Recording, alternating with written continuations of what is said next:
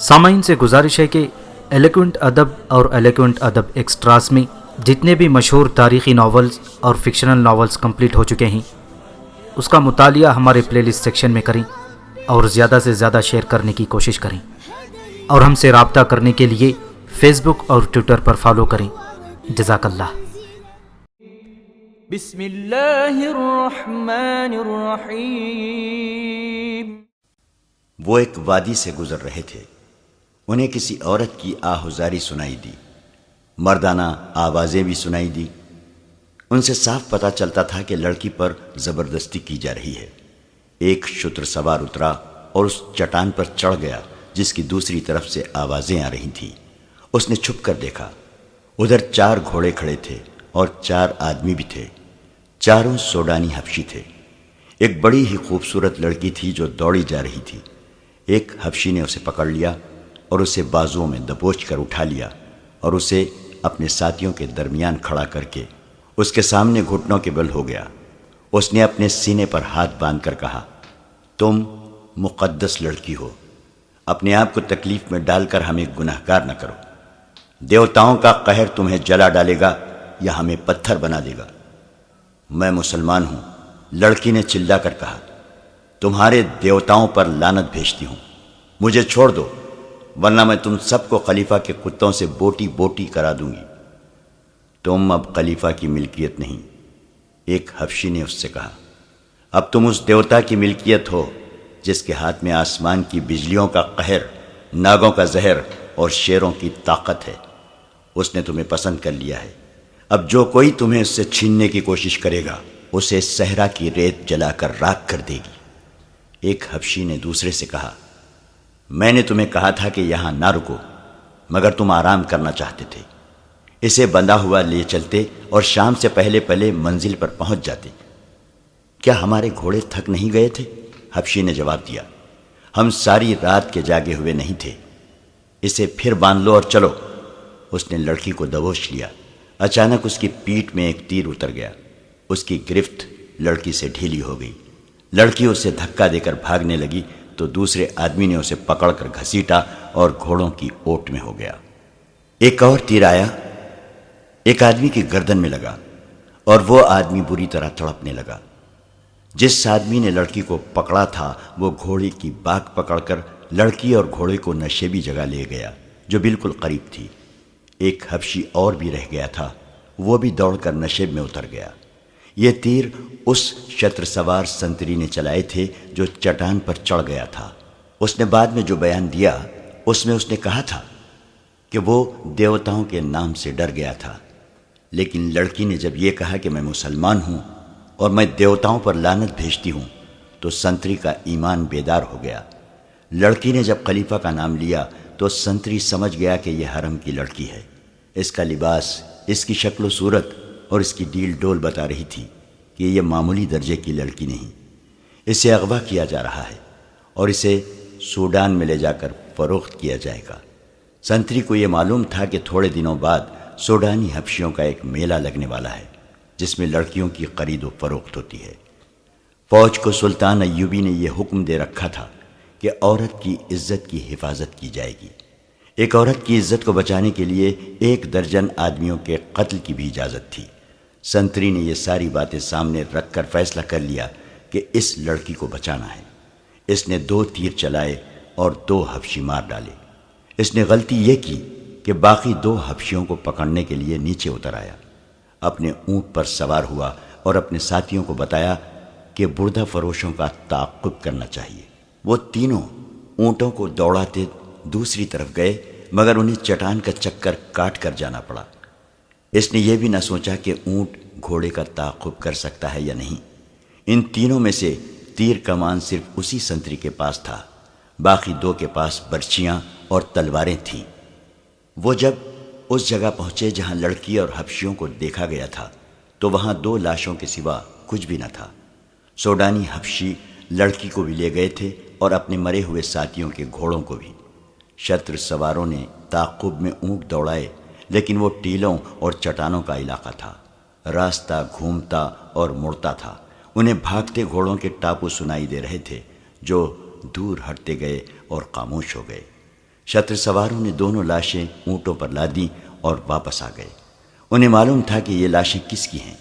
یہ عام قسم کے بردہ فروشوں کی بھی ہو سکتی تھیں۔ انہیں اٹھا لانا ضروری نہ تھا، لیکن لڑکی خلیفہ کی معلوم ہوتی تھی، اس لیے لاشیں اٹھانا ضروری سمجھا گیا تاکہ یہ معلوم ہو سکے کہ اغوا کرنے والے کون ہیں۔ صلاح الدین ایوبی پریشانی اور غصے کے عالم میں ٹہل رہا تھا۔ کمرے میں اس کے مشیر اور معتمد بیٹھے تھے، یہ اس کے دوست بھی تھے۔ وہ سر جھکائے بیٹھے تھے۔ سلطان ایوبی اپنے آپ کو ہمیشہ قابو میں رکھتا تھا۔ وہ کبھی جذباتی نہیں ہوا تھا، غصہ پی جایا کرتا تھا اور ذہن کو پوری طرح قابو میں رکھ کر سوچا اور فیصلہ کیا کرتا تھا۔ ایسے حالات نے بھی اسے آزمایا تھا جن میں جابر جنگجو بھی ہتھیار ڈال دیا کرتے تھے۔ وہ محاصروں میں بھی لڑا تھا اور اس حال میں بھی محاصرے میں رہا تھا کہ اس کے سپاہیوں کے حوصلے ٹوٹ گئے تھے۔ قلعے میں کھانے پینے کے لیے بھی کچھ نہ رہا تھا اور سپاہیوں کے ترکش بھی خالی ہو گئے تھے۔ اس کے سپاہی اس انتظار میں تھے کہ وہ ہتھیار ڈال کر انہیں اس اذیت اور موت سے بچا لے گا، لیکن سلطان ایوبی نے صرف اپنا حوصلہ ہی مضبوط نہ رکھا بلکہ سپاہیوں میں بھی نئی روح پھونک دی۔ مگر اس روز سلطان ایوبی کو اپنے آپ پر قابو نہیں رہا تھا۔ چہرے پر غصہ بھی تھا، گھبراہٹ بھی۔ یہی وجہ تھی کہ سب خاموش بیٹھے تھے۔ آج پہلی بار میرا دماغ میرا ساتھ چھوڑ گیا ہے، اس نے کہا۔ کیا یہ ممکن نہیں کہ آپ خلیفہ کے اس پیغام کو نظر انداز کر دیں؟ اس کے نائب سالار الناصر نے کہا۔ میں اسی کوشش میں مصروف ہوں، سلطان ایوبی نے کہا، لیکن الزام کی نوعیت دیکھو جو مجھ پر عائد کیا گیا ہے۔ میں نے اس کے حرم کی ایک لڑکی اغوا کروائی ہے۔ استغفر اللہ، اللہ مجھے معاف کرے، اس نے میری توہین میں کوئی کسر نہیں چھوڑی۔ پیغام بلکہ دھمکی قاصد کی زبانی بھیجی ہے۔ وہ مجھے بلا لیا ہوتا، میرے ساتھ براہ راست بات کرتا۔ میں پھر بھی یہی مشورہ دوں گا کہ آپ اپنے آپ کو ٹھنڈا کیجیے، بہاؤالدین شداد نے کہا۔ میں سوچ یہ رہا ہوں، کیا واقعی حرم سے کوئی لڑکی اغوا ہوئی ہے؟ سلطان ایوبی نے کہا۔ یہ جھوٹ معلوم ہوتا ہے۔ اسے پتہ چل گیا ہوگا کہ میں نے خطبے میں سے اس کا نام نکلوا دیا ہے۔ اس کے جواب میں اس نے مجھ پر یہ الزام لگا کر کہ میں نے اس کے حرم کی ایک لڑکی اغوا کرائی ہے، انتقام لینے کی کوشش کی ہے۔ سلطان ایوبی نے عیسیٰ الحکاری فقیہ سے کہا، ایک حکم نامہ مصر کی تمام مسجدوں کے نام جاری کر دو کہ آئندہ کسی مسجد میں خطبے میں خلیفہ کا ذکر نہیں کیا جائے گا۔ آپ اس کے ہاں چلے جائیں اور اس سے بات کریں، الناصر نے کہا۔ اسے صاف الفاظ میں بتا دیں کہ خلیفہ قوم کی عزت کا نشان ہوتا ہے، لیکن اس کا حکم نہیں چل سکتا، خصوصاً اس صورتحال میں جب حالات جنگی ہیں اور دشمن کا خطرہ باہر سے بھی ہے اور اندر سے بھی موجود ہے۔ میں تو یہاں تک مشورہ دوں گا کہ اس کے محافظ دستے کی نفری کم کر دیں، سوڈانی حبشیوں کی جگہ مصری دستہ رکھیں اور اس کے محل کے اخراجات کم کریں۔ میں اس کے نتائج سے آگاہ ہوں۔ ہمیں مقابلہ کرنا ہی پڑے گا، ہمیں اللہ پر بھروسہ رکھنا چاہیے۔ میں نے ہمیشہ اپنے اللہ پر بھروسہ کیا ہے، سلطان ایوبی نے کہا۔ خدائے ذوالجلال مجھے اس ذلت سے بھی بچا لے گا۔ دربار اندر آیا، سب نے اس کی طرف دیکھا۔ اس نے کہا، صحرا کے گشتی دستے کا کماندار اپنے 3 سپاہیوں کے ساتھ آیا ہے، وہ 2 سوڈانیوں کی لاشیں لائے ہیں۔ سب نے دربان کی مداخلت کو اچھی نظر سے نہ دیکھا۔ اس وقت سلطان ایوبی بڑے ہی اہم اور خفیہ اجلاس میں مصروف تھا، لیکن سلطان نے دربان سے کہا، انہیں اندر بھیج دو۔ سلطان ایوبی نے اپنے دربان سے کہہ رکھا تھا کہ جب بھی اسے کوئی ملنے آئے وہ اس سے اطلاع دے، اور اگر رات اسے جگانے کی ضرورت محسوس ہو تو فوراً جگا لے۔ سلطان کوئی بات اور کوئی ملاقات التوا میں نہیں ڈالا کرتا تھا۔ عہدیدار اندر آیا، اس کا چہرہ گھر سے اٹا ہوا اور تھکا تھکا نظر آتا تھا۔ سلطان ایوبی نے اسے بٹھایا اور دربان سے کہا کہ اس کے لیے پینے کے لیے کچھ لے آؤ۔ عہدیدار نے سلطان کو بتایا کہ اس کی گشتی سنتریوں نے 4 سوڈانی حبشیوں سے ایک مغویہ لڑکی کو چھڑانے کی کوشش میں 2 کو تیروں سے مار ڈالا اور وہ لڑکی کو اٹھا کر بھاگ گئے ہیں۔ عہدیدار نے بتایا کہ سنتریوں کے بیان کے مطابق لڑکی خانہ بدوش یا کسی عام گھرانے کی نہیں تھی، وہ بہت ہی امیر لگتی تھی اور اس نے کہا تھا کہ وہ خلیفہ کی ملکیت ہے۔ معلوم ہوتا ہے، سلطان ایوبی نے کہا، خدائے ذوالجلال میری مدد کو آ گیا ہے۔ وہ باہر نکل گیا۔ کمرے میں بیٹھے ہوئے سب حاکم اس کے پیچھے چلے گئے۔ باہر زمین پر 2 لاشیں پڑی تھیں۔ ایک لاش پیٹ کے بل تھی، اس کی پیٹھ میں تیر اترا ہوا تھا۔ دوسری لاش کی گردن میں تیر پیوست تھا۔ پاس 3 سپاہی کھڑے تھے۔ انہوں نے امیر مصر کو، جو ان کا سالار اعلیٰ بھی تھا، شاید پہلی بار دیکھا تھا۔ وہ فوجی انداز سے سلام کر کے پرے ہٹ گئے۔ سلطان ایوبی نے ان کے سلام کا صرف جواب ہی نہیں دیا، بلکہ ان سے ہاتھ ملایا اور کہا، یہ شکار کہاں سے مار لائے ہو مومنو؟ اس سنتری نے جس نے چٹان سے تیر چلا کر 2 آدمیوں کو مارا تھا، سلطان ایوبی کو سارا واقعہ پوری تفصیل سے سنا دیا۔ کیا یہ ممکن ہو سکتا ہے کہ وہ لڑکی خلیفہ کی ہی داشتہ ہو؟ سلطان ایوبی نے اپنے مشیروں سے پوچھا۔ معلوم یہی ہوتا ہے، علی بن سفیان نے کہا۔ ان کے خنجر دیکھیے۔ اس نے 2 خنجر سلطان ایوبی کو دکھائے۔ جس وقت سپاہی واقعہ سنا رہا تھا، علی بن سفیان لاشوں کی تلاشی لے رہا تھا۔ انہوں نے سوڈان کا قبائلی لباس پہن رکھا تھا۔ کپڑوں کے اندر ان کے کمر بند تھے، جن کے ساتھ ایک خنجر تھا۔ یہ خلیفہ کے حفاظتی دستے کے خاص ساخت کے خنجر تھے۔ ان کے دستوں پر قصر خلافت کی مہریں لگی ہوئی تھیں۔ علی بن سفیان نے کہا، اگر انہوں نے یہ خنجر چوری نہیں کیے تو یہ دونوں قصر خلافت کے حفاظتی دستے کے سپاہی ہیں۔ یہ کہا جا سکتا ہے کہ لڑکی وہی ہے جو خلیفہ کے حرم سے اغوا ہوئی ہے، اور اغوا کرنے والے خلیفہ کے محافظوں میں سے ہیں۔ لاشیں اٹھاؤ اور خلیفہ کے پاس لے چلو، سلطان ایوبی نے کہا۔ پہلے یقین کر لیا جائے کہ یہ واقعی خلیفہ کے محافظوں میں سے ہیں، علی بن سفیان نے کہا، اور وہاں سے چلا گیا۔ زیادہ وقت نہیں گزرا تھا کہ علی بن سفیان کے ساتھ قصر خلافت کا ایک کماندار آ گیا۔ اسے دونوں لاشیں دکھائی گئیں۔ اس نے فوراً پہچان لیا اور کہا، یہ دونوں محافظ دستے کے سپاہی ہیں، گزشتہ 3 روز سے چھٹی پر تھے۔ ان کی چھٹی 7 دن رہتی تھی۔ کوئی اور سپاہی بھی چھٹی پر ہے؟ سلطان ایوبی نے پوچھا۔ 2 اور ہیں۔ کیا وہ ان کے ساتھ چھٹی پر گئے تھے؟ اکٹھے گئے تھے، کماندار نے جواب دیا، اور ایک ایسا انکشاف کیا جس نے سب کو چونکا دیا۔ اس نے کہا، یہ سوڈان کے ایسے قبیلے سے تعلق رکھتے ہیں جو خون خواری میں مشہور ہے۔ ان میں فرعونوں کے وقت کی کچھ رسمیں چلی آ رہی ہیں۔ یہ قبیلہ ہر 3 سال بعد ایک جشن مناتا ہے۔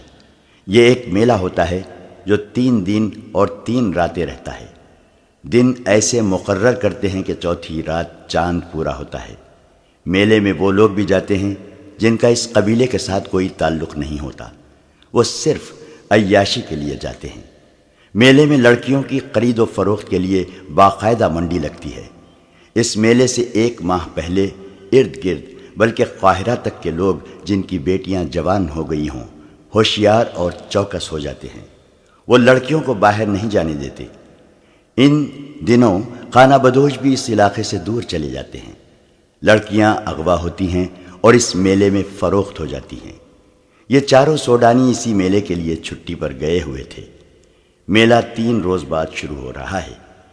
کیا ان کے متعلق یہ کہا جا سکتا ہے کہ خلیفہ کے حرم کی لڑکی انہوں نے اغوا کی ہوگی؟ علی بن سفیان نے پوچھا۔ میں یقین کے ساتھ نہیں کہہ سکتا، کماندار نے جواب دیا۔ یہ کہہ سکتا ہوں کہ ان دنوں میں اس قبیلے کے لوگ جان کا خطرہ مول لے کر بھی لڑکیاں اغوا کرنے کی کوشش کرتے ہیں، اور یہ خونخوار اتنے ہیں کہ اگر کسی لڑکی کے وارث میلے میں چلے جائیں اور اپنی لڑکی لینے کی کوشش کریں تو انہیں قتل کر دیا جاتا ہے۔ لڑکیوں کے گاہکوں میں مصر کے امیر، وزیر اور حاکم بھی ہوتے ہیں۔ میلے میں ایسے عارضی قہبہ خانے کھل جاتے ہیں جہاں جوا، شراب اور عورت کے شیدائی دولت لٹاتے ہیں۔ اس جشن کی آخری رات بڑی پراسرار ہوتی ہے۔ کسی خفیہ جگہ ایک نوجوان اور غیر معمولی طور پر حسین لڑکی کو قربان کیا جاتا ہے۔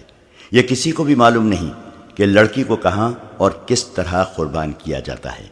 یہ کام ان کا ایک مذہبی پیشوا، جسے حبشی خدا بھی کہتے ہیں، کرتا ہے۔ ان کے ساتھ بہت تھوڑے سے خاص آدمی اور 4-5 لڑکیاں ہوتی ہیں۔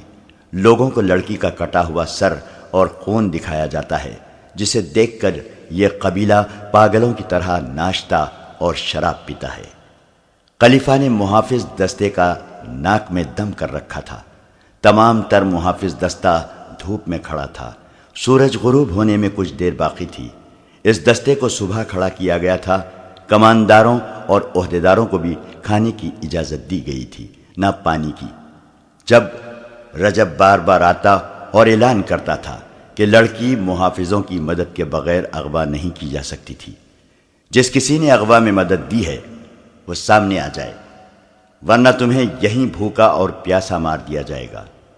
اگر لڑکی خود باہر گئی ہوتی تو تم میں سے کسی نہ کسی نے ضرور دیکھی ہوتی۔ ان دھمکیوں کا کچھ اثر نہیں ہو رہا تھا۔ سب کہتے تھے کہ وہ بے گناہ ہیں۔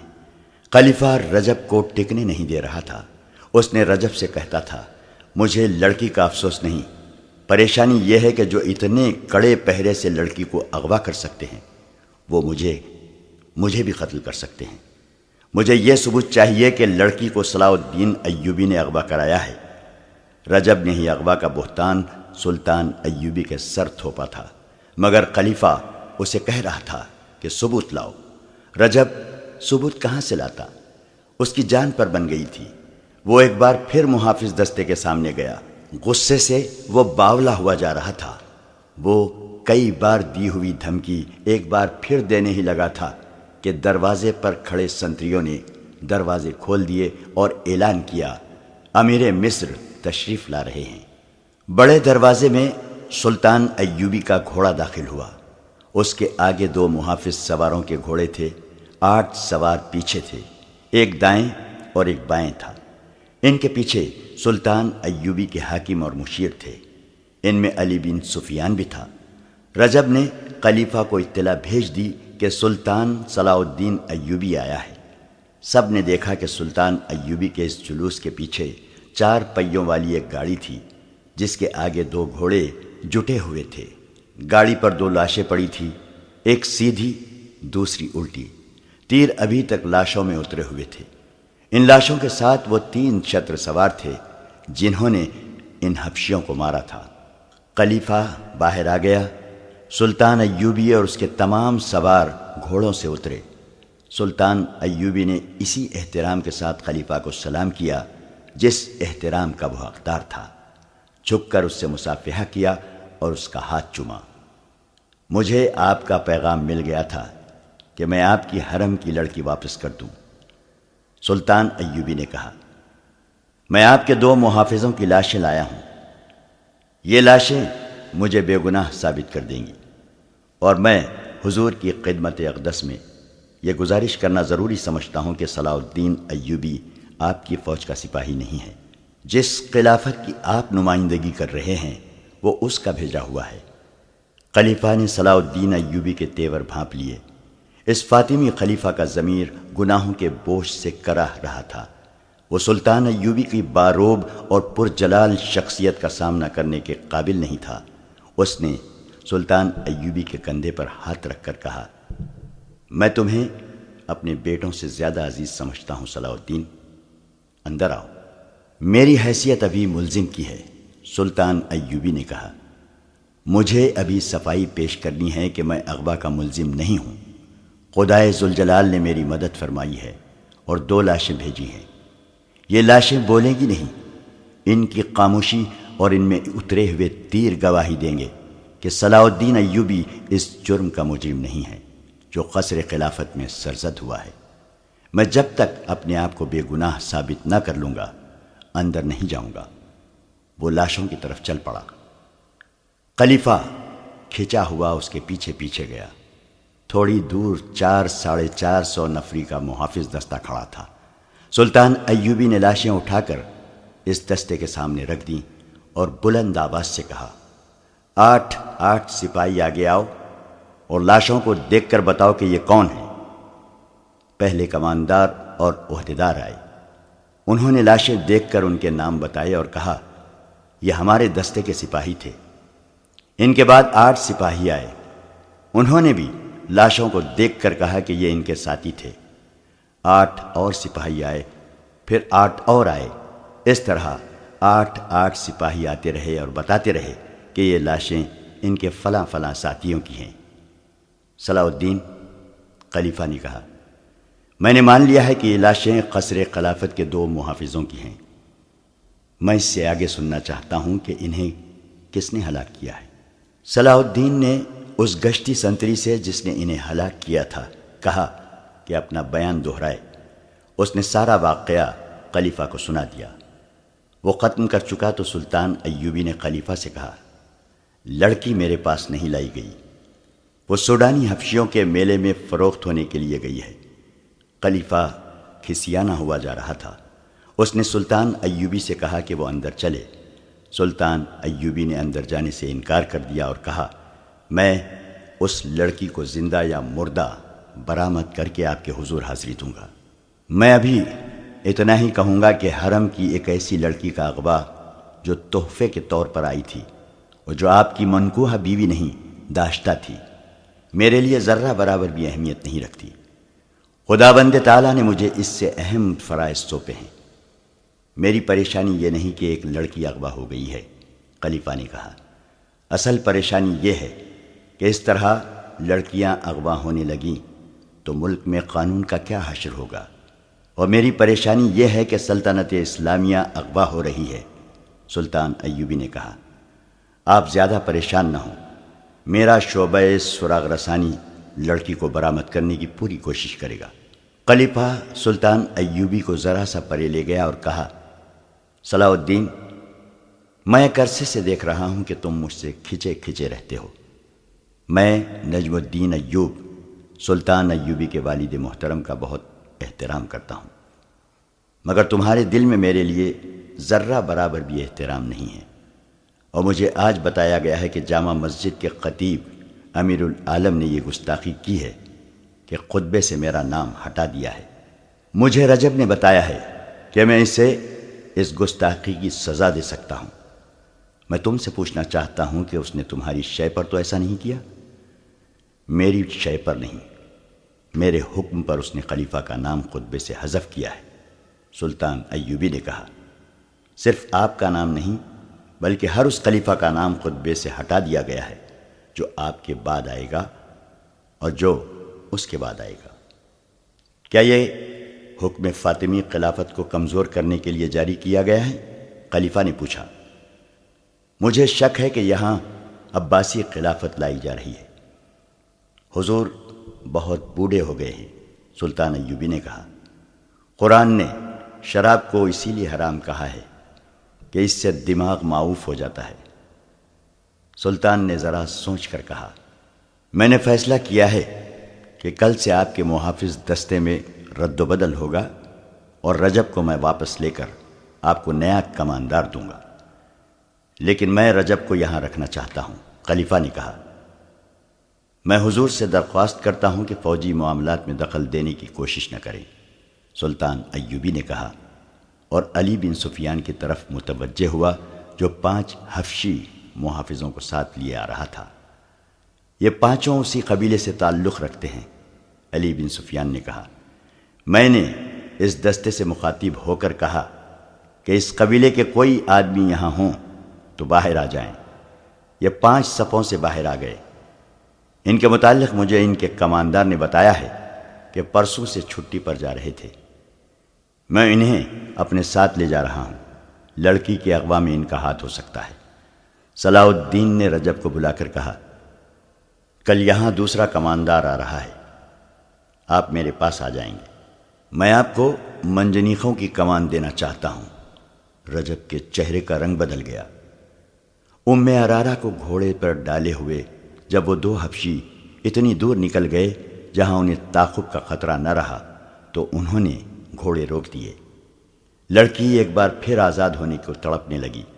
حبشیوں نے اس سے کہا اس کا تڑپنا بیکار ہے، اب اگر اسے وہ آزاد بھی کر دیں تو وہ اس ریگستان سے زندہ نہیں نکل سکے گی۔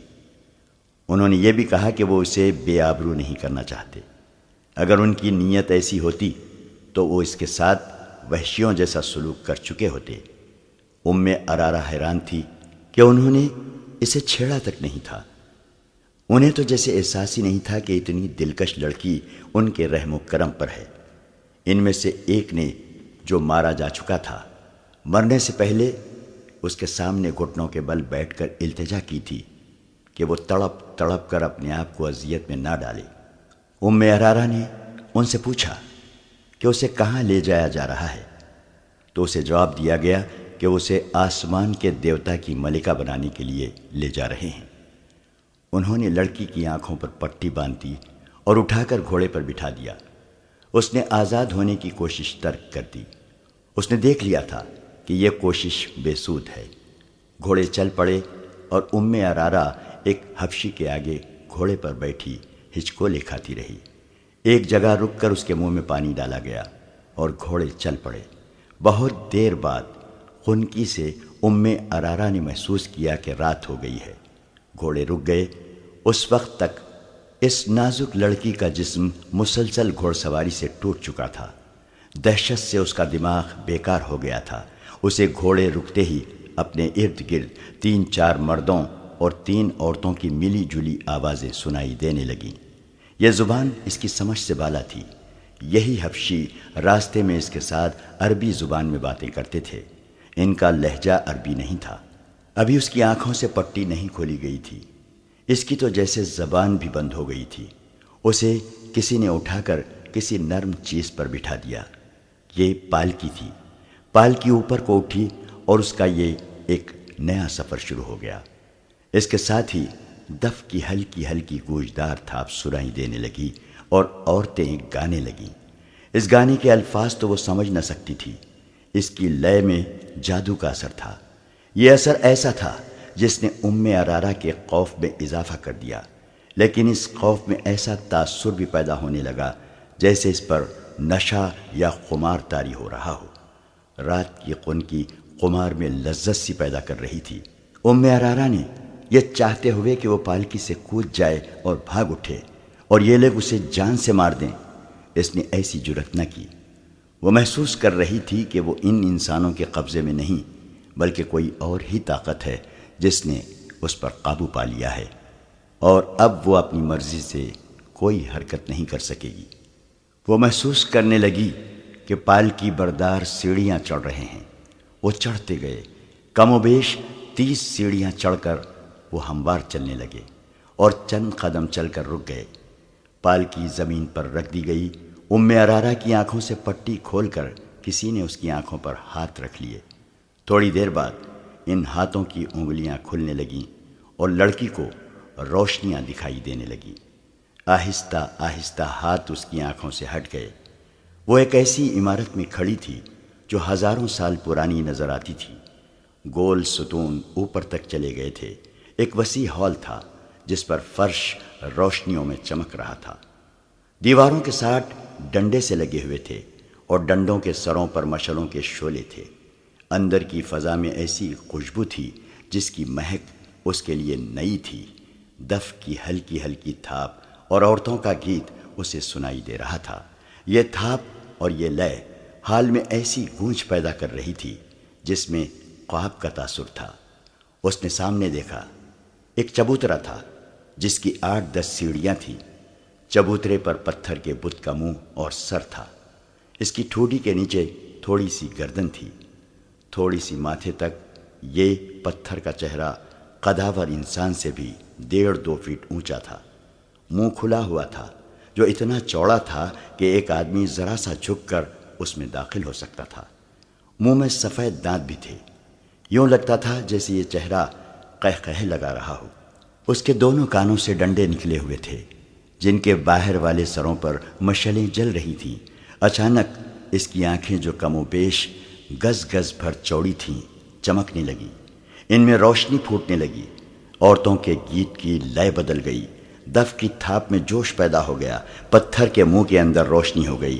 لمبے لمبے سفید چوکے پہنے ہوئے 2 آدمی جھک کر منہ سے باہر آئے۔ منہ کے آگے 3 سیڑھیاں تھیں۔ ان آدمیوں کے رنگ سیاہ اور سروں پر پرندوں کے لمبے لمبے رنگا رنگ پر بندھے ہوئے تھے۔ منہ سے باہر آ کر ایک دائیں طرف اور ایک بائیں طرف کھڑا ہو گیا۔ مان بعد پتھر کے منہ میں ایک اور آدمی نمودار ہوا، وہ بھی جھک کر باہر آیا۔ وہ ذرا بوڑھا لگتا تھا، اس کا چوغا سرخ رنگ کا تھا اور اس کے سر پر تاج تھا۔ ایک سانپ جو مصنوعی تھا اس کے دائیں کندھے پر کنڈلی مارے اور پھن پھیلائے بیٹھا تھا، اور ایک بائیں کندھے پر۔ دونوں سانپوں کے رنگ سیاہ تھے۔ ارارا پر ایسا روب طاری ہوا کہ وہ سن ہو کے کھڑی رہی۔ یہ آدمی جو اس قبیلے کا مذہبی پیشوا یا پروہت تھا، چبوترے کی سیڑھیاں اتر آیا۔ وہ آہستہ آہستہ ارارا تک آیا اور دونوں گھٹنے فرش پر رکھ کر اس نے لڑکی کے دونوں ہاتھ اپنے ہاتھوں میں لے کر چوم لیے۔ اس نے لڑکی سے عربی زبان میں کہا، تم ہو وہ خوش نصیب لڑکی جسے میرے دیوتا نے پسند کیا ہے، میں تمہیں مبارکباد پیش کرتا ہوں۔ ارارا بیدار ہو گئی۔ اس نے روتے ہوئے کہا، میں کسی دیوتا کو نہیں مانتی۔ اگر تم دیوتاؤں کو مانتے ہو تو میں تمہیں انہی کا واسطہ دے کر کہتی ہوں کہ مجھے چھوڑ دو۔ مجھے یہاں کیوں لائے ہو؟ یہاں جو بھی آتی ہے یہی کہتی ہے، پروہت نے کہا، لیکن اس پر اس مقدس جگہ کا راز کھلتا ہے تو کہتی ہے کہ میں یہاں سے جانا نہیں چاہتی۔ میں جانتا ہوں تم مسلمانوں کے خلیفہ کی محبوبہ ہو، مگر جس نے تمہیں پسند کیا ہے اس کے آگے دنیا کے خلیفے اور آسمانوں کے فرشتے سجدے کرتے ہیں۔ تم جنت میں آ گئی ہو۔ اس نے چوغے کے اندر سے ایک پھول نکالا اور ارارا کی ناک کے ساتھ لگا دیا۔ ارارا حرم کی شہزادی تھی۔ اس نے ایسے ایسے عطر سونگے تھے جو اس جیسی شہزادیوں کے سوا اور کوئی خواب میں بھی نہیں سونگ سکتا تھا، مگر اس پھول کی بو اس کے لیے انوکھی تھی۔ یہ بو اس کی روح تک اتر گئی۔ اس کی سوچوں کا رنگ ہی بدل گیا، اس کی نظروں کے زاویے بدل گئے۔ پروہت نے کہا، یہ دیوتا کا تحفہ ہے، اور اس نے پھول اس کی ناک سے ہٹا لیا۔ ارارا نے ہاتھ آہستہ آہستہ آگے کیا اور پروہت کا پھول والا ہاتھ پکڑ کر اپنی ناک کے قریب لے آئی۔ پھول سونگ کر خمار آلود آواز میں بولی، کتنا دل نشین تحفہ ہے، آپ یہ مجھے دیں گے نہیں؟ کیا تم نے تحفہ قبول کر لیا ہے؟ پروہت نے پوچھا۔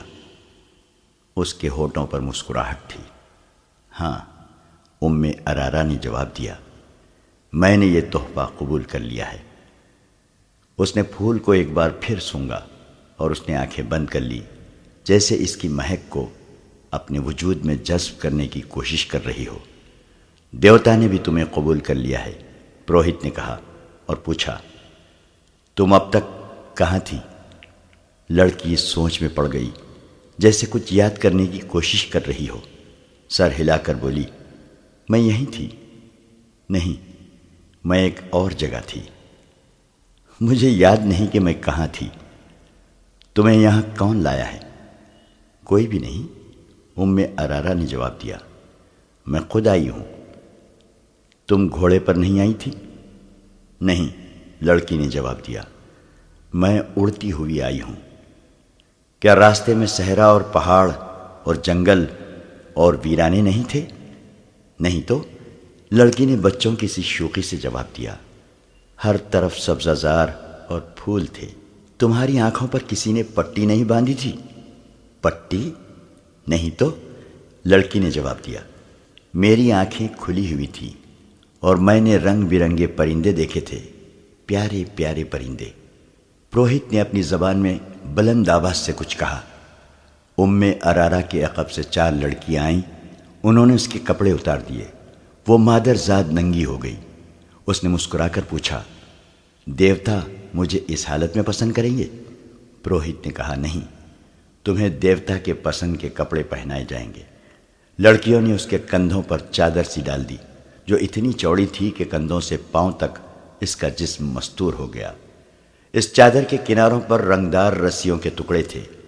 چادر آگے کر کے ان ٹکڑوں کو گانٹھیں دے دی گئیں اور چادر نہایت موزوں چغا بن گئی۔ ام ارارہ کے بال ریشم جیسے ملائم اور سیاہی مائل بھورے تھے۔ ایک لڑکی نے اس کے بالوں میں کنگھی کر کے اس کے شانوں پر پھیلا دیے اور اس کا حسن اور زیادہ بڑھ گیا۔ پروہت نے اسے مسکرا کر دیکھا اور گھوم کر پتھر کے مہیب چہرے کی طرف چل پڑا۔ دو لڑکیوں نے ام ارارہ کے ہاتھ تھام لیے اور پروہت کے پیچھے پیچھے چل پڑی۔ ام ارارہ شہزادیوں کی طرح چل پڑی۔ اس نے ادھر ادھر نہیں دیکھا کہ ماحول کیسا ہے، اس کی چال میں اور ہی شان تھی۔ عورتوں کا راگ اسے پہلے سے زیادہ طلسماتی اور پرسوز معلوم ہونے لگا۔ وہ پروہت کے پیچھے ہاتھ لڑکیوں کے ہاتھوں پر رکھے چبوترے کی سیڑھیاں چڑھنے لگی۔ پروہت پتھر کے پہاڑ جیسے چہرے کے منہ میں داخل ہو گیا۔ ام ارارہ بھی 3 سیڑھیاں چڑھ کر پتھر کے منہ میں جھک کر داخل ہو گئی۔ دونوں لڑکیاں وہیں کھڑی رہیں۔ ام ارارہ کا ہاتھ پروہت نے تھام لیا۔ منہ کی چھت اتنی اونچی تھی کہ وہ سیدھے چل رہے تھے۔ حلق میں پہنچے تو آگے سیڑھیاں تھیں۔ وہ سیڑھیاں اتر گئے۔ یہ ایک تہہ خانہ تھا جہاں قندیلیں روشن تھیں۔ اس کمرے میں بھی مہک تھی۔ یہ کمرہ کشادہ نہیں تھا، چھت اونچی نہیں تھی۔ اس کی دیواریں اور چھت درختوں کے پتوں اور پھولوں سے ڈھکی ہوئی تھیں۔ فرش پر ملائم گھاس اور گھاس پر پھول بچھے ہوئے تھے۔ ایک کونے میں خوشنما سراہی اور پیالے رکھے تھے۔ پروہت نے سراہی سے 2 پیالے بھرے، ایک ام ارارہ کو دیا۔ دونوں نے پیالے ہونٹوں سے لگائے اور خالی کر دیے۔ دیوتا کب آئے گا؟ ام ارارہ نے پوچھا۔ تم نے ابھی اسے پہچانا نہیں؟ پروہت نے کہا۔ تمہارے سامنے کون کھڑا ہے؟ ام ارارہ اس کے پاؤں میں بیٹھ گئی اور بولی، ہاں میں نے پہچان لیا ہے۔ تم وہ نہیں ہو جسے میں نے اوپر دیکھا تھا۔ تم نے مجھے قبول کر لیا ہے؟ ہاں، پروہت نے کہا، آج سے تم میری دلہن ہو۔ میں آپ کو اور کچھ نہیں بتا سکتا۔ میرے باپ نے مجھے بتایا تھا کہ پروہت لڑکی کو پھول سنگھاتا ہے جس کی خوشبو سے لڑکی کے ذہن سے نکل جاتا ہے کہ وہ کیا تھی، کہاں سے آئی ہے اور کس طرح لائی گئی ہے۔ وہ پروہت کی لونڈی بن جاتی ہے اور اسے دنیا کی گندی چیزیں بھی خوبصورت دکھائی دیتی ہیں۔ پروہت 3 راتیں اسے اپنے ساتھ تہہ خانے میں رکھتا ہے۔ یہ انکشاف ان 5 سوڈانی حبشیوں میں سے ایک علی بن سفیان کے سامنے کر رہا تھا، جنہیں اس نے خلیفہ کے محافظ دستے میں سے نکالا تھا۔ یہ 5 اسی قبیلے میں سے تھے جس قبیلے کے وہ 4 تھے جنہوں نے ام ارارہ کو اغوا کیا تھا۔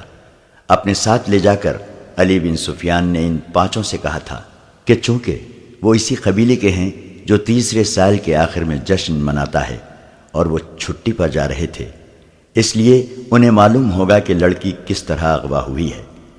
ان 5 نے کہا کہ انہیں اغوا کا علم ہی نہیں۔ علی بن سفیان نے انہیں یہ لالچ بھی دیا کہ وہ سچ بتا دیں گے تو انہیں کوئی سزا نہیں دی جائے گی۔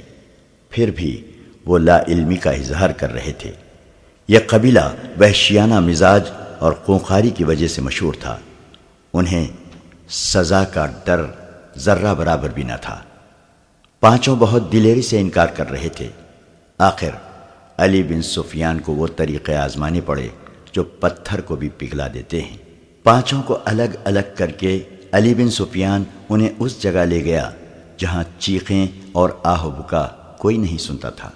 مسلسل اذیت اور تشدد سے کوئی ملزم مر جائے تو کسی کو پرواہ نہیں ہوتی تھی۔ یہ 5 سوڈانی بڑے ہی سخت جان معلوم ہوتے تھے۔ وہ رات بھر اذیت سہتے رہے۔ علی بن سفیان رات بھر جاگتا رہا۔ آخر انہیں اس امتحان میں ڈالا گیا جو آخری حربہ سمجھا جاتا تھا۔ یہ تھا چکر شکنجہ۔ رہٹ کی طرح چوڑے اور بہت بڑے پہیے پر ملزم کو الٹا لٹا کر ہاتھ رسیوں سے چکر کے ساتھ باندھ دیے جاتے اور پاؤں ٹخنوں سے رسیاں ڈال کر فرش میں گاڑے ہوئے کیلوں سے کس دیے جاتے تھے۔ پہیے کو ذرا سا آگے چلایا جاتا تو ملزم کے بازو کندھوں سے اور ٹانگیں کولہوں سے الگ ہونے لگتی تھیں۔ بعض اوقات ملزم کو کھینچ کر پہیے کو ایک جگہ روک لیا جاتا تھا۔ اذیت کا یہ طریقہ ملزموں کو بے ہوش کر دیتا تھا۔ سحر کے وقت ایک ادھیڑ عمر حبشی نے علی بن سفیان سے کہا، میں سب کچھ جانتا ہوں، لیکن دیوتا کے ڈر سے نہیں بتاتا۔ دیوتا مجھے بہت بری موت ماریں گے۔ کیا اس سے بڑھ کر کوئی بری موت ہو سکتی ہے جو میں تمہیں دے رہا ہوں؟ علی بن سفیان نے کہا، اگر تمہارے دیوتا سچے ہوتے تو وہ تمہیں اس شکنجے سے نکال نہ لیتے؟ تم اگر مرنے سے ڈرتے ہو تو موت یہاں بھی موجود ہے۔ تم بات کرو، میرے ہاتھ میں ایک ایسا دیوتا ہے جو تمہیں تمہارے دیوتا سے بچا لے گا۔ یہ سوڈانی حبشی کئی بار بے ہوش ہو چکا تھا، اسے دیوتا تو نہیں، موت صاف نظر آ رہی تھی۔ علی بن سفیان نے اس کی زبان کھول لی، اسے شکنجے سے کھول کر کھلایا پلایا اور آرام سے لٹا دیا۔ اس نے اعتراف کیا کہ ام ارارہ کو ان کے قبیلے کے 4 آدمیوں نے اغوا کیا تھا۔ وہ چاروں چھٹی چلے گئے تھے۔ انہوں نے اغوا کی رات اور وقت بتا دیا تھا۔ یہ 5 حبشی جو علی بن سفیان کے قبضے میں تھے اس رات پہرے پر تھے۔ اغوا کرنے والوں میں سے 2 کو اندر آنا تھا۔ انہیں بڑے دروازے سے داخل کرنے کا انتظام انہوں نے کیا تھا اور انہیں اغوا اور فرار میں پوری مدد دی تھی۔ اس حبشی نے بتایا کہ اس لڑکی کو دیوتا کی قربان گاہ پر قربان کیا جائے گا۔ ہر 3 سال بعد ان کا قبیلہ 4 روزہ جشن مناتا ہے، لیکن لڑکی اپنے قبیلے کی نہیں ہوتی۔ شرط یہ ہے کہ لڑکی غیر ملکی ہو، سفید رنگ کی ہو، اونچے درجے کے خاندان کی ہو اور اتنی خوبصورت ہو کہ لوگ دیکھ کر ٹھٹک جائیں۔ تو اس کا مطلب یہ ہے کہ ہر 3 سال بعد تمہارا قبیلہ باہر سے خوبصورت لڑکی اغوا کر کے لاتا ہے۔ علی بن سفیان نے پوچھا، نہیں، یہ غلط ہے۔ سوڈانی حبشی نے جواب دیا، 3 سال بعد صرف میلہ لگتا ہے۔ لڑکی کی قربانی 5 میلوں کے بعد یعنی ہر 15 سال بعد دی جاتی ہے۔ مشہور یہی ہے کہ ہر 3 سال بعد لڑکی قربان کی جاتی ہے۔ اس نے اپنے باپ کے حوالے سے وہ جگہ بتائی جہاں قربانی دی جاتی تھی۔ پروہت کو وہ دیوتا کا بیٹا کہتا تھا جہاں میلہ لگتا تھا۔ اس سے 1.5 میل جتنی دور ایک پہاڑی علاقہ تھا جہاں جنگل بھی تھا۔ یہ علاقہ زیادہ وسیع اور عریض نہیں تھا۔ اس کے متعلق مشہور تھا کہ وہاں دیوتا رہتے ہیں اور ان کی خدمت کے لیے جن اور پریاں بھی رہتی ہیں۔ لوگ اس لیے یہ باتیں مانتے تھے کہ ہر طرف صحرا اور اس میں جزیرے کی طرح کچھ علاقہ پہاڑی اور سرسبز تھا جو قدرت کا ایک عجوبہ تھا۔ یہ دیوتاؤں کا مسکن ہی ہو سکتا تھا۔ اس علاقے میں فرعونوں کے وقتوں کے کھنڈر تھے۔ وہاں ایک جھیل بھی تھی جس میں چھوٹے مگرمچھ رہتے تھے۔ قبیلے کا کوئی آدمی سنگین جرم کرے تو اسے پروہت کے حوالے کر دیا جاتا۔ پروہت اسے زندہ جھیل میں پھینک دیتا جہاں مگرمچھ اسے کھا جاتے تھے۔ پروہت انہی کھنڈروں میں رہتا تھا۔ وہاں ایک بہت بڑا پتھر کا سر اور منہ تھا جس میں دیوتا رہتا تھا۔ ہر 15ویں سال کے آخری دنوں میں باہر سے ایک لڑکی اغوا کر کے لائی جاتی جو پروہت کے حوالے کر دی جاتی تھی۔ پروہت لڑکی کو ایک پھول سنگھاتا تھا جس کی خوشبو سے لڑکی کے ذہن سے نکل جاتا تھا کہ وہ کیا تھی، کہاں سے آئی تھی اور اسے کون لایا تھا۔ اس پھول میں کوئی نشہ آور بو ڈالی جاتی تھی جس کے اثر سے وہ پروہت کو دیوتا اور اپنا خاوند سمجھ لیتی تھی۔ اسے وہاں کی گندی چیزیں بھی خوبصورت دکھائی دیتی تھیں۔ لڑکی کی قربانی انہی کھنڈرات میں دی جاتی تھی۔ لڑکی کو پروہت تہہ خانے میں اپنے ساتھ رکھتا تھا۔ اس جگہ 4 مرد اور 4 خوبصورت لڑکیاں رہتی تھیں۔ ان کے سوا اور کسی کو پہاڑوں کے اندر جانے کی اجازت نہیں تھی۔ لڑکی کو جب قربان گاہ پر لے جایا جاتا تھا تو اسے احساس ہی نہیں ہوتا تھا کہ اس کی گردن کاٹ دی جائے گی۔ وہ فخر اور خوشی سے مرتی تھی۔ اس کا دھڑ مگرمچھوں کی جھیل میں پھینک دیا جاتا اور بال کاٹ کر قبیلے کے ہر گھر میں تقسیم کر دیے جاتے تھے۔ ان بالوں کو مقدس سمجھا جاتا تھا۔ لڑکی کا سر خشک ہونے کے لیے رکھ دیا جاتا تھا۔ جب گوشت ختم ہو کر صرف کھوپڑی رہ جاتی تو اسے ایک غار میں رکھ دیا جاتا تھا۔ لڑکی کسی کو دکھائی نہیں جاتی تھی۔ 15 سال پورے ہو رہے ہیں اب کہ لڑکی کی قربانی دی جائے گی۔ اس حبشی نے کہا، ہم 9 آدمی مصر کی فوج میں بھرتی ہوئے تھے۔ ہمیں چونکہ نڈر اور وحشی سمجھا جاتا ہے اس لیے ہمیں خلیفہ کے محافظ دستے کے لیے منتخب کر لیا گیا۔ 2 مہینے گزرے، ہم نے اس لڑکی کو دیکھا۔ ایسی خوبصورت لڑکی ہم نے کبھی نہیں دیکھی تھی۔ ہم سب نے فیصلہ کر لیا کہ اس لڑکی کو اٹھا لے جائیں گے اور قربانی کے لیے پیش کریں گے۔ ہمارے ایک ساتھی نے، جو کل مارا گیا ہے، اپنے گاؤں جا کر قبیلے کے بزرگ کو بتا دیا تھا کہ اس بار قربانی کے لیے ہم لڑکی لائیں گے۔ ہم نے لڑکی کو اغوا کر لیا۔ یہ قصہ صلاح الدین ایوبی کو سنایا گیا تو وہ گہری سوچ میں کھو گیا۔ علی بن سفیان اس کے حکم کا منتظر تھا۔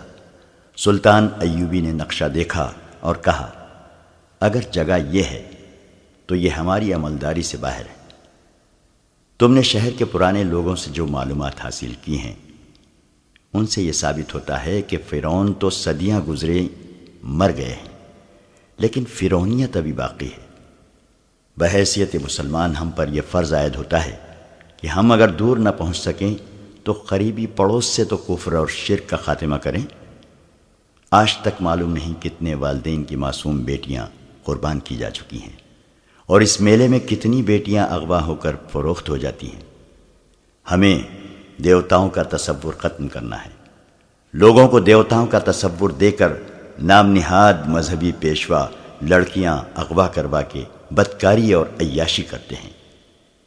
میرے مخبروں کی اطلاعوں نے یہ بیہودہ انکشاف کیا ہے کہ ہماری فوج کے کئی کماندار اور مصر کے پیسے والے لوگ اس میلے میں جاتے اور لڑکیاں خریدتے یا چند دنوں کے لیے کرائے پر لاتے ہیں۔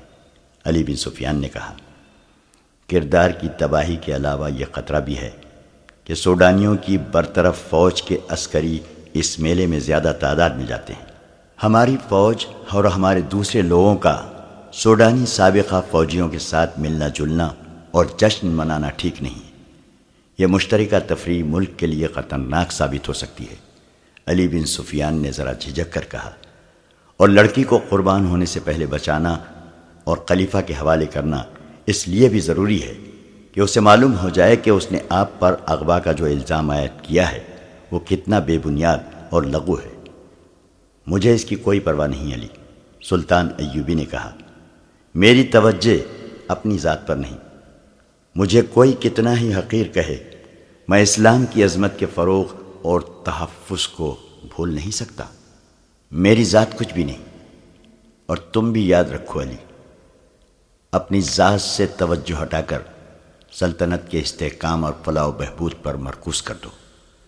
اسلام کی عظمت کا امین خلیفہ ہوا کرتا تھا، مگر وقت گزرنے کے ساتھ ساتھ خلیفہ اپنی ذات میں گم ہوتے گئے اور اپنے نفس کا شکار ہو گئے۔ اب ہماری خلافت اسلام کی بہت بڑی کمزوری بن گئی ہے۔ صلیبی ہماری اس کمزوری کو استعمال کر رہے ہیں۔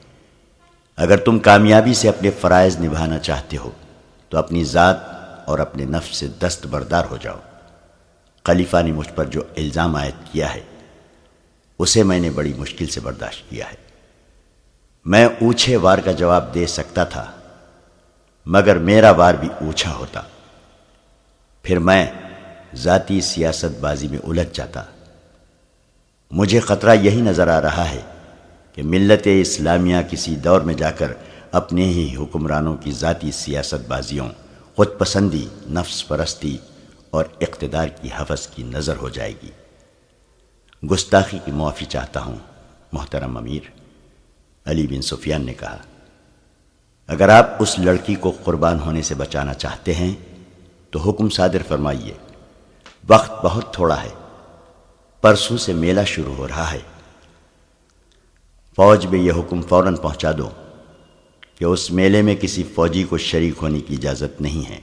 سلطان ایوبی نے نائب سالار کو بلا کر کہا، خلاف ورزی کرنے والے کو اس کے عہدے اور رتبے سے قطع نظر 50 کوڑے سر عام لگائے جائیں گے۔ اس حکم کے بعد اسکیم بننے لگی۔ متعلقہ حکام کو سلطان ایوبی نے بلا لیا تھا۔ اس نے سب سے کہا تھا کہ ہمارا مقصد یہ ہے کہ اس طلسم کو توڑنا ہے۔ یہ جگہ فرعونیت کی آخری نشانی معلوم ہوتی ہے۔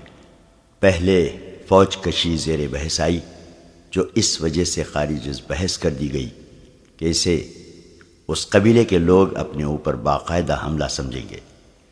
لڑائی ہوگی جس میں میلہ دیکھنے والے بے گناہ لوگ بھی مارے جائیں گے اور عورتوں اور بچوں کے مارے جانے کا بھی خطرہ ہے۔ یہ حل بھی پیش کیا گیا کہ اس سوڈانی حبشی کو رہنما کے طور پر ساتھ رکھا جائے اور اس جگہ چھاپا مار بھیجے جائیں جہاں لڑکی کو قربان کیا جائے گا۔ سلطان ایوبی نے حبشی کو ساتھ لے جانا پسند نہیں کیا کیونکہ دھوکے کا خطرہ تھا۔ اس وقت تک سلطان ایوبی کے حکم کے مطابق چھاپا ماروں اور شبقوں مارنے والوں کا ایک دستہ تیار کیا جا چکا تھا۔ اسے مسلسل جنگی مشقوں سے تجربہ کار بنا دیا گیا تھا کہ وہ جابازوں کا دستہ تھا جنہیں جذبے کے لحاظ سے اس قدر پختہ بنا دیا گیا تھا کہ وہ اس پر فخر محسوس کرنے لگے کہ انہیں جس مہم پر بھیجا جائے گا اس سے وہ زندہ واپس نہیں آئیں گے۔ نائب سالار الناصر اور علی بن سفیان کے مشوروں سے یہ طے ہوا کہ صرف 12 چھاپا مار اس پہاڑی جگہ کے اندر جائیں گے جہاں پروہت رہتا ہے اور لڑکی قربان کی جاتی ہے۔ حبشی کی دی ہوئی معلومات کے مطابق اس رات میلے میں زیادہ رونق ہوتی ہے کیونکہ وہ میلے کی آخری رات ہوتی ہے۔ قبیلے کے لوگوں کے سوا کسی اور کو معلوم نہیں ہوتا کہ لڑکی قربان کی جا رہی ہے۔ جسے معلوم ہوتا ہے وہ یہ نہیں جانتا کہ قربان گاہ کہاں ہے۔ ان معلومات کی روشنی میں یہ طے کیا گیا کہ 500 سپاہی میلہ دیکھنے والوں کے بھیس میں تلواروں وغیرہ سے مسلح ہو کر اس رات میلے میں موجود ہوں گے۔ ان میں سے 200 کے پاس تیر کمان ہوں گے۔ اس زمانے میں ان ہتھیاروں پر پابندی نہیں تھی۔ چھاپا ماروں کے ذہنوں میں واضح تصور کی صورت میں جو جگہ نقش کر دی جائے گی وہ براہ راست حملہ نہیں کریں گے۔ چھاپا ماروں کی طرح پہاڑی علاقے میں داخل ہوں گے، پہرے داروں کو خاموشی سے ختم کریں گے اور اصل جگہ پہنچ کر اس وقت حملہ کریں گے جب لڑکی قربان گاہ میں لائی جائے گی۔ اس سے قبل حملے کا یہ نقصان ہو سکتا ہے کہ لڑکی کو تہہ خانے ہی میں غائب یا ختم کر دیا جائے گا۔ یہ معلوم ہو گیا تھا کہ قربانی آدھی رات کے وقت پورے چاند میں دی جاتی ہے۔ 500 سپاہیوں کو اس وقت تک پہلے قربان گاہ والی پہاڑی کے ارد گرد پہنچنا تھا۔ چھاپا ماروں کے لیے گھیرے میں آ جانے یا مہم میں ناکام ہونے کی صورت میں یہ ہدایت دی گئی کہ وہ فلیتے والا ایک آتشی تیر اوپر کو چلائیں گے۔ اس تیر کا شعلہ دیکھ کر یہ 500 نفری حملہ کر دے گی۔ اسی وقت 12 جاں باز منتخب کر لیے گئے اور اس فوج میں سے جو 2 سال پہلے نور الدین زنگی نے سلطان ایوبی کی مدد کے لیے بھیجی تھی، 500 ذہین اور بے خوف سپاہی، عہدیدار اور کماندار منتخب کر لیے گئے۔ یہ لوگ عرب سے آئے تھے۔ مصر اور سوڈان کی سیاست بازیوں اور عقائد کا ان پر کچھ اثر نہ تھا۔ وہ صرف اسلام سے آگاہ تھے اور یہی ان کا عقیدہ تھا۔ وہ ہر اس عقیدے کے خلاف اٹھ کھڑے ہوتے تھے جسے وہ غیر اسلامی سمجھتے تھے۔ انہیں بتایا گیا کہ وہ ایک باطل عقیدے کے خلاف لڑنے جا رہے ہیں اور ہو سکتا ہے کہ انہیں اپنے سے زیادہ نفری سے مقابلہ کرنا پڑے اور لڑائی خونریز ہو، اور یہ بھی ہو سکتا ہے کہ ان کے سامنے کوئی ٹھہر ہی نہ سکے اور بغیر لڑائی کے مہم سر ہو جائے۔ انہیں اسکیم سمجھا دی گئی اور ان کے ذہنوں میں پہاڑی علاقے کا اور ان پہاڑوں کی بلندی جو زیادہ نہیں تھی اور ان میں گھری ہوئی قربان گاہ کا تصور بٹھا دیا گیا۔ 12 جابانزوں کو بھی ان کے ہدف کا تصور دیا گیا۔ انہیں ٹریننگ بڑی سختی سے دی گئی تھی۔ پہاڑیوں پر چڑھنا اور ریگستانوں میں دوڑنا، بھوک اور پیاس اونٹ کی طرح برداشت کرنا ان کے لیے مشکل نہیں تھا۔ قربانی کی رات کو 6 روز باقی تھے۔ 3 دن اور 3 راتیں چھاپا ماروں اور 500 سپاہیوں کو مشق کرائی گئی۔ چوتھے روز چھاپا ماروں کو اونٹوں پر روانہ کر دیا گیا۔ اونٹوں کی میانہ چال سے 1 دن اور آدھی رات کا سفر تھا۔ شتربانوں کو حکم دیا گیا تھا کہ چھاپا ماروں کو پہاڑی علاقے سے دور جہاں وہ کہیں اتار کر واپس آ جائیں۔ 500 کے دستے کو تماشائیوں کے بھیس میں 2-2 4-4 کی ٹولیوں میں گھوڑوں اور اونٹوں پر روانہ کیا گیا۔ انہیں جانور اپنے ساتھ رکھنے تھے۔ ان کے ساتھ ان کے کماندار بھی اس بھیس میں چلے گئے۔ میلے کی آخری رات تھی۔ پورا چاند ابھرتا آ رہا تھا۔ صحرا کی فضا شیشے کی طرح شفاف تھی۔ میلے میں انسانوں کے ہجوم کا کوئی شمار نہ تھا۔ کہیں نیم برہنہ لڑکیاں رقص کر رہی تھیں اور کہیں گانے والیوں نے مجمع لگا رکھا تھا۔ سب سے زیادہ بھیڑ اس چبوترے کے ارد گرد تھی جہاں لڑکیاں نیلام ہو رہی تھیں۔ ایک لڑکی کو چبوترے پر لایا جاتا، گاہک اسے ہر طرف سے دیکھتے، اس کا منہ کھول کر دانت دیکھتے، بالوں کو الٹا پلٹا کر کے دیکھتے، جسم کی سختی اور نرمی محسوس کرتے اور بولی شروع ہو جاتی۔ وہاں جوا بھی تھا، شراب بھی تھی۔ اگر وہاں نہیں تھا تو قانون نہیں تھا، پوری آزادی تھی۔ دور دور سے آئے ہوئے لوگوں کے خیمے میلے کے ارد گرد نصب تھے۔ تماشائی مذہب اور اخلاق کی پابندیوں سے آزاد تھے۔ انہیں معلوم نہیں تھا کہ ان سے تھوڑی ہی دور جو پہاڑیاں ہیں، ان میں ایک خوبصورت لڑکی کو ذبح کرنے کے لیے تیار کیا جا رہا ہے، اور وہاں ایک انسان دیوتا بنا ہوا ہے۔ وہ اتنا ہی جانتے تھے کہ ان پہاڑیوں میں گھرا ہوا علاقہ دیوتاؤں کا پایہ تخت ہے، جہاں جن اور بھوت پہرا دیتے ہیں، اور کوئی انسان وہاں جانے کی سوچ بھی نہیں سکتا۔ انہیں یہ بھی معلوم نہ تھا کہ ان کے درمیان اللہ کے 500 سپاہی گھوم پھر رہے ہیں، اور 12 انسان دیوتاؤں کے پایہ تخت کی حدود میں داخل ہو چکے ہیں۔ صلاح الدین ایوبی کے 12 چھاپہ ماروں کو بتایا گیا تھا کہ پہاڑیوں کے اندرونی علاقے میں داخل ہونے کا راستہ کہاں ہے، لیکن وہاں سے وہ داخل نہیں ہو سکتے تھے کیونکہ وہاں پہرے کا خطرہ تھا۔ انہیں بہت دشوار راستے سے اندر جانا تھا۔ انہیں بتایا گیا تھا کہ پہاڑیوں کے ارد گرد کوئی انسان نہیں ہوگا، مگر وہاں انسان موجود تھے، جس کا مطلب یہ تھا کہ اس حبشی نے علی بن سفیان کو غلط بتایا تھا کہ اس علاقے کے گرد کوئی پہرا نہیں ہوتا۔ پہاڑیوں کا یہ خطہ 1 میل بھی لمبا نہیں تھا اور اسی قدر چوڑا تھا۔ وہ چونکہ تربیت یافتہ چھاپہ مار تھے، اس لیے وہ بکھر کر اور احتیاط سے آگے گئے تھے۔ ایک چھاپہ مار کو اتفاق سے ایک درخت کے قریب ایک متحرک سایہ نظر آیا۔ چھاپہ مار چھپتا اور رینگتا اس کے عقب میں چلا گیا، قریب جا کر اس پر جھپٹ پڑا، اس کی گردن بازو کے شکنجے میں لے کر خنجر کی نوک اس کے دل پر رکھ دی۔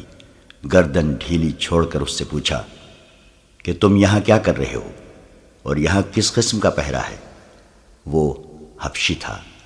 چھاپہ مار عربی بول رہا تھا جو حبشی سمجھ نہیں سکتا تھا۔ اتنے میں ایک اور چھاپہ مار آ گیا، اس نے بھی خنجر حبشی کے سینے میں رکھ دیا۔ انہوں نے اشاروں سے پوچھا تو حبشی نے اشاروں میں جواب دیا، جس سے شک ہوتا تھا کہ یہاں پہرا موجود ہے۔ اس حبشی کی شیرک کاٹ دی گئی اور چھاپہ مار اور زیادہ محتاط ہو کر آگے بڑھے۔ یکلخت جنگل آ گیا، آگے پہاڑی تھی، چاند اوپر اٹھتا آ رہا تھا، لیکن درختوں اور پہاڑیوں نے اندھیرا کر رکھا تھا۔ وہ پہاڑی پر ایک دوسرے سے ذرا دور اوپر چڑھتے گئے۔ اندر کے علاقے میں جہاں لڑکی کو پروہت کے حوالے کیا گیا تھا، کوئی اور ہی سرگرمی تھی۔ پتھر کے چہرے کے سامنے چبوترے پر ایک قالین بچھا ہوا تھا، اس پر چوڑے پھل والی تلوار رکھی تھی۔ اس کے قریب ایک چوڑا برتن رکھا تھا اور قالین پر پھول بکھرے ہوئے تھے۔ اس کے قریب آگ جل رہی تھی۔ چبوترے کے چاروں کناروں پر دیے جلا کر چراغاں کیا گیا تھا۔ وہاں 4 لڑکیاں گھوم پھر رہی تھیں۔ ان کا لباس 2 چوڑے پتے تھے اور باقی جسم برہنہ۔ 4 حبشی تھے جنہوں نے کندھوں سے ٹخنوں تک سفید چادریں لپیٹ رکھی تھی۔ ارارا تہ خانے میں پروہت کے ساتھ تھی۔ پروہت اس کے بالوں سے کھیل رہا تھا اور وہ مخمور آواز میں کہہ رہی تھی، میں انگوک کی ماں ہوں، تم انگوک کے باپ ہو۔ میرے بیٹے مصر اور سوڈان کے بادشاہ بنیں گے، میرا خون انہیں پلا دو، میرے لمبے لمبے سنہرے بال ان کے گھروں میں رکھ دو۔ تم مجھ سے دور کیوں ہٹ گئے ہو؟ میرے قریب آؤ۔ پروہت اس کے جسم پر تیل کی طرح کوئی چیز ملنے لگا۔ انگوک غالباً اس قبیلے کا نام تھا۔ ایک عربی لڑکی کو نشے کے قمار نے اس قبیلے کی ماں اور پروہت کی بیوی بنا دیا تھا۔ وہ قربان ہونے کے لیے تیار ہو گئی تھی۔ پروہت آخری رسوم پوری کر رہا تھا۔ 12 چھاپا مار رات کے کیڑوں کی طرح رینگتے ہوئے پہاڑیوں پر چڑھتے اترتے اور ٹھوکریں کھاتے آ رہے تھے۔ بہت ہی دشوار گزار علاقہ تھا، بیشتر جھاڑیاں خاردار تھیں۔ چاند سر پر آ گیا تھا، انہیں درختوں میں سے روشنی کی کرنیں دکھائی دینے لگی۔ ان کرنوں میں انہیں ایک حبشی کھڑا نظر آیا، جس کے ایک ہاتھ میں برچھی اور دوسری میں لمبوتری ڈھال تھی۔ وہ بھی دیوتاؤں کے پائے تخت کا پہرے دار تھا، اسے خاموشی سے مارنا ضروری تھا۔ وہ ایسی جگہ کھڑا تھا جہاں اس پر غضب سے حملہ نہیں کیا جا سکتا تھا۔ آمنے سامنے کا مقابلہ موضوع نہیں تھا۔ ایک چھاپا مار جھاڑیوں میں چھپ کر بیٹھ گیا، دوسرے نے اس کے سامنے ایک پتھر پھینکا جس نے گر کر اور لڑک کر آواز پیدا کی۔ حبشی بتکا اور اس طرف آیا۔ وہ چونکہ جھاڑی میں چھپے ہوئے چھاپا مار کے سامنے آیا، اس کی گردن ایک بازو کے شکنجے میں آ گئی اور ایک خنجر اس کے دل میں اتر گیا۔ چھاپا مار کچھ دیر وہاں رکے اور احتیاط سے آگے چل پڑے۔ ارارا قربانی کے لیے تیار ہو چکی تھی۔ پروہت نے آخری بار اسے اپنے سینے سے لگایا اور اس کا ہاتھ تھام کر سیڑھیوں کی طرف چل پڑا۔ باہر کے 4 حبشی مردوں اور لڑکیوں کو پتھر کے سر اور چہرے کے منہ میں روشنی نظر آئی تو وہ منہ کے سامنے سجدے میں گر گئے۔ پروہت نے اپنی زبان میں ایک اعلان کیا اور منہ سے اتر آیا۔ ارارا اس کے ساتھ تھی، اسے وہ قالین پر لے گیا۔ مرد اور لڑکیاں ان کے ارد گرد کھڑی ہو گئی۔